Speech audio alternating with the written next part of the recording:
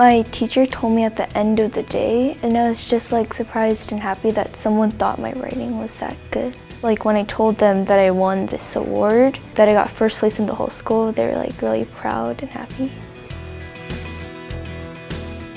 My story's about these two kids who get stuck in this parallel universe where they just accidentally unleash like this evil person.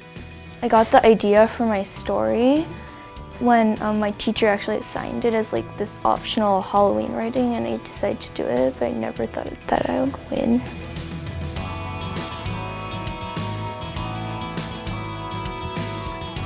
You have to be empathetic to really understand your characters and to write a story like centered around them. When I grow up, I probably want to be an author, an interior designer, or a photographer.